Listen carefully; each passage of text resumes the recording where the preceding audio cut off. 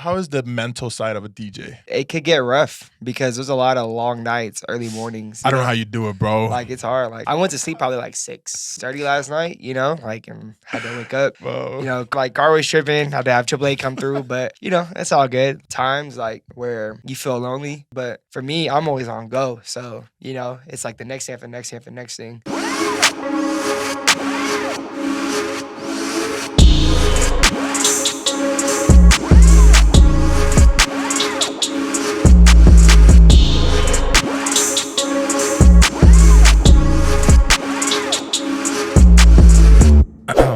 Yo.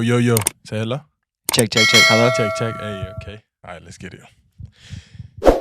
What's up, everybody? Welcome back to the Maikon Show, the coolest fucking show in the whole wide world. Today, we are with a DJ, entrepreneur, and a marketing guru, the one and only DJ TEO. What's up with y'all, man? Thanks for having me, for real. Thanks for having me. Yeah, bro. So how you been? I've been good, man. Just really just working, grinding in a lot of different scenes right now.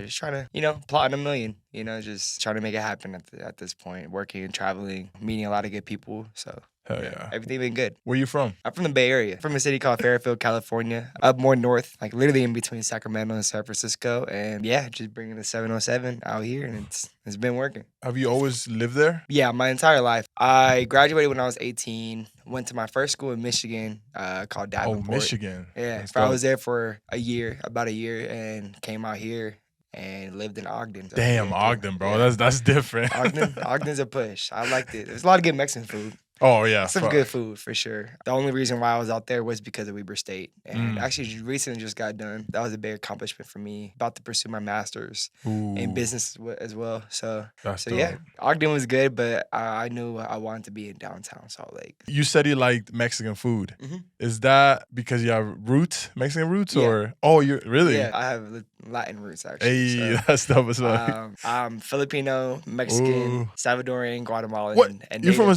Salvador? You got part Salvadorian? Mm-hmm. I'm from El Salvador. Oh, really? I did not know that. Bro. That's lit. That's lit. Fucking dope. Yeah, my dad's side. Oh, so my grandma's side. Damn, that's dope as fuck.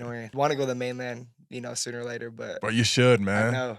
It's either nice. it's between Guatemala or El Salvador, but they're right next to each other. So yeah, you can just hop in. Exactly, literally hop. How did you start DJing, bro? I was always on aux cord to the point where when I went to my first school, like I was still on aux cord. And then I'm like, is that like a DJ thing? Yeah. It's like, when you're like Bluetooth at a party. Oh yeah. Okay. So, you're aux cord. Yeah, aux cord, okay. Literally aux cord. Like I was always just like the life of the party. Okay. In that aspect. So I was just playing around one day, and then my friends like, you should start DJing. So I did. Damn. And I started DJing all like the college parties out there, and they were fun. Like there were a lot of basement parties. Like I played football, so we would literally play, win or lose, we're partying after. Like it didn't matter. It was fun. Like it was a semi-big, university, and like there were a lot of kids that actually lived on campus. So yeah, it was actually, pretty fun. And I started to DJ in a lot of different areas out there, probably like 5 or 6 different cities, to the point where I actually got some buzz in Michigan before I left. Before I came to Utah, I actually knew like, okay, I could actually do this DJing stuff. But the demographic switch was just so dramatic. Yeah. Like, it was a huge culture shock, like twice. And like, just figured out the dynamic out here and just ran with it. That's dope, bro. Have you ever fumbled the ball when it came to DJing? Like, you're in a party, everything's going good, and you just put the wrong song. Man, like there's a few times. It happened last night, but I played it off so good. Now it's just I have enough experience like to really just like play it off. But before, how do you fix that? You just play the next song. For me, I'm on the mic a lot, so that's one way to really like play it off. Just pause it. Yeah, everybody. Yeah, correct. Like I fumbled the bag like with the events I should have been at, but I forgot to book it. Like forgetting a certain chord to where I can't DJ, or I gotta like run around the city to see if there's another DJ that has a chord. That's scary to me because I'm always like, what if I forget a mic? Yeah, you get there and you're like, damn. Yeah. What's the craziest thing that has happened in a party?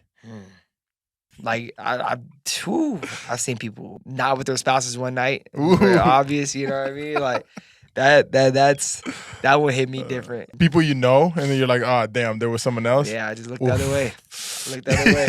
You just gotta, Exactly. I don't know what's going on over there. What's been the coolest thing? People started chanting TEO Ooh, recently. That was fun. There was a lot of people. damn. Like just people knowing the songs word for word, where Mm. like you could just like turn the music off and it's almost like an acapella setting. So crazy, You know, bro. just people coming up to me, just like, you know, top tier individuals, like whatever like industry they're in, just coming up to me to like kind of like give their props. That's always a good feeling.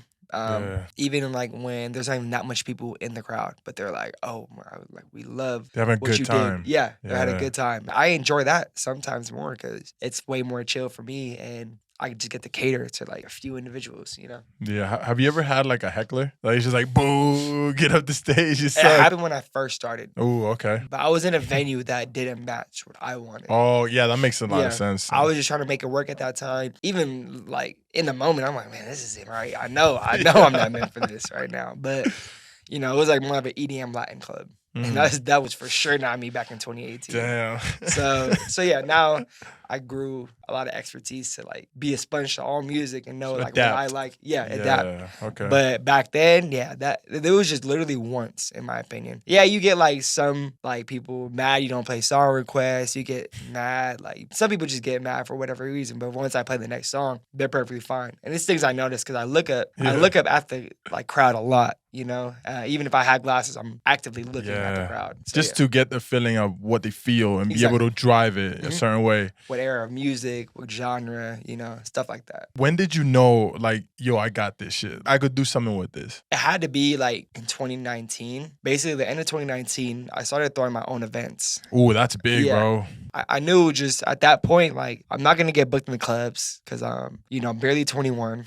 So I'm like, I just have to throw my own events, and did it with I like a lot of different collectives. And every time it was just a hit. And that's when I, you know, began to realize like we were doing 18 and up at the time. So, you know, the 18 to 20 crowd was really, really good, really solid. But people were like gravitating away from the clubs to come to like our events. Yeah. And I wouldn't even say just me because there was just a lot of people a part of it. But I grew a lot of buzz from that time, end of 2019, leading into 2020, through my own New Year's event. First time, like I made a lot of big money off of like, you know, event. And that was really fun. It came with a lot. It was really stressful, but it was definitely worth it. And that's when I knew like, oh man, this is gonna be the best year ever. 2020, boom, you know, COVID hit.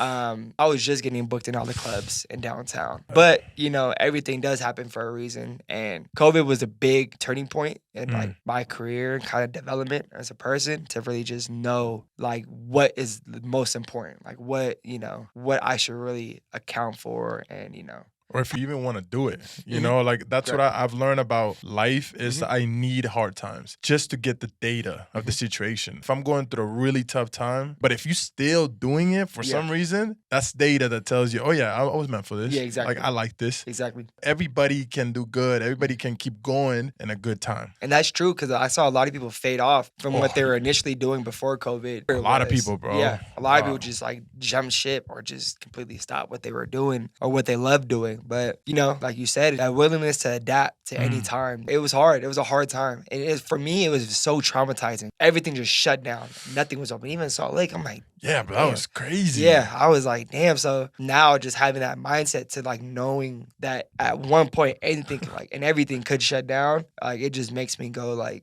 you know 110 miles faster. You talked about events. Yeah. That's big because a lot of DJs, they just want to be booked. I feel like with that, you lose some of the leverage. Correct. What's the advice you would give somebody that's wanting to start an event?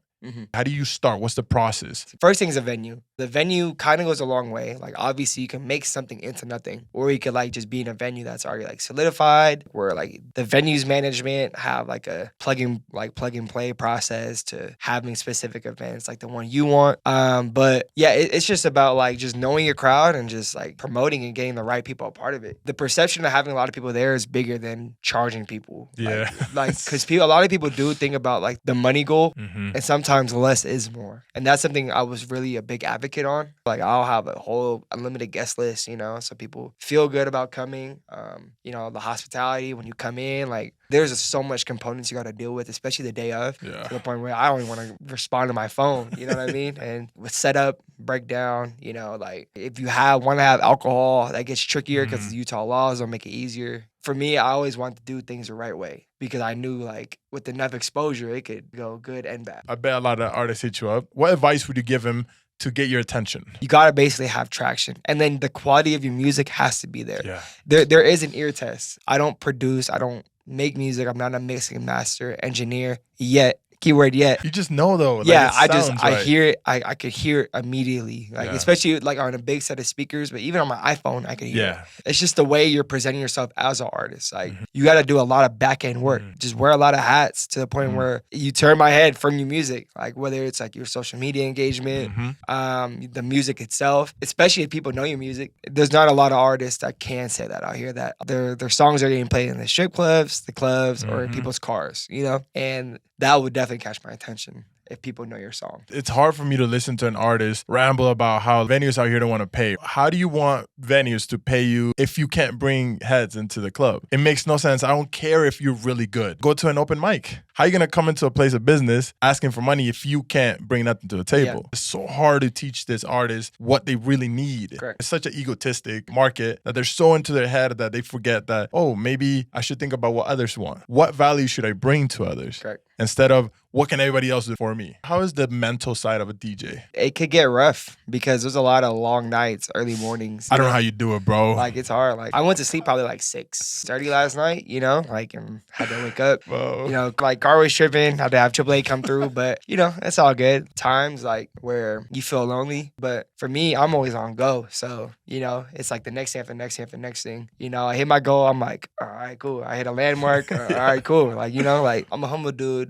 I don't like being out there. I'm not confrontational. So for me, I just be chilling. I gotta stay with that tunnel vision and focus like on myself. Speed defines gravity. Yeah. Meaning if you get into a mentality that you just keep doing. Something happened, cool, move on. Keep going, keep going, keep going. Sadness and unhappiness can't catch you. A lot of the times I've noticed when I'm sad or depressed, it's when my life stopped. Yeah. And I have nothing to do. And as long as you keep going, unhappiness is too slow to catch you. Do you think you could take this far enough to maybe start your own company? Yeah. Like I'm actually in the midst of like starting something called colorbox.io. It's basically going to be a platform for creators to really get the power back. My projects, so it's going to be an NFT based Web3. Back in February, I DJ'd for a collective called Mountain Dow. I was their first DJ, and they had like a kind of like event, open bar, all that. And it was a good vibe. Like I was just playing whatever music I wanted, and I was getting approached by a lot of people. One of my co-founders, his name is Matt. He's from San Diego. Real good guy. He's been in the business field for a long time, and he had his own initiatives that he started, and came and went, and they were successful. And so like he approached me like, hey, like what do you think about NFTs and music? We met up in the office space that I'm currently in now, and he was walking me through it. I'm like, man, like this could basically work for like all creators, like whether you're a comedian, whether you're everything, bro. like whether you're a fashion designer, producer, artist, singer, songwriter. Like over time, I've realized that being the LAs, being the Atlantas, being the Miamis, like these creators, they don't really have it like that. Yeah, they have the status, they have the following, but they don't have the fun side of it. We've been working like endlessly on it since like March, April. It's gonna be fun. Like it's gonna be a web app and everything. So it's gonna be interesting. I'm definitely gonna walk you through it. Like that's dope, bro. When it's all done, or if you're ever in Salt Lake, like we have an office, we can just walk you through and everything. Hell yeah, bro. If you could go back, bro, when you barely started DJing, what's something you would tell yourself? Okay, this is a funny one, but don't pull too much out on credit. You know what I mean? Like that backfired on me pretty bad. Bro. I'm good now, but don't pull too much out on equipment. I was a college student at the time, and I was like, man, I don't even have a job, but. Save up more. Like being flashy is not appealing to me at all anymore. Like I don't have anything to prove. Yeah, I don't want to it's pretty dangerous doing that too. Obviously, it's just not worth it. Anything you want to tell the fans, bro? Anything you want to tell the viewers? Quote, life things or anything, bro. Thank you for having me again. yeah, bro. Maikon, bro. Like, I go by the DJ TEO, you know, just trying to live every day like it's my last. You never know. Tomorrow isn't promised. And shout out to all my people back in the Bay, Hey. Salt Lake. My brother John Stan, you see the fit. You see the fit right now, the hat. I'm taking on a lot, but it's doable. I've dealt with way worse before, you know what I mean? And my motivation is to really just like put people on around me. And yeah, that's really it. But yeah, thank you for having me. And it's been a good one. We should do it again. Exactly. Once you're filling out stadiums and shit. Right. Yeah, right. Where can people find you? Instagram, Snapchat, Twitter, LinkedIn, MATEOWNS, Mateons. Follow me on there. Yeah, we good. And for you guys, thank you so much. You could have been anywhere else in the world, but you're right here with us right now. Verity Esports, you know, gang. And you guys, go to sleep early. Stop cheating on your girl. Be a good person, Stop cheating your man, too. Yeah. Yes, that's true. I've never said that before. Stop cheating on your mans, bro. That's not good, bro. You don't want that energy in your life, you know? But yeah, appreciate you guys and tune in for the next episode. Love you guys. Have a good day. Peace out. Deuces.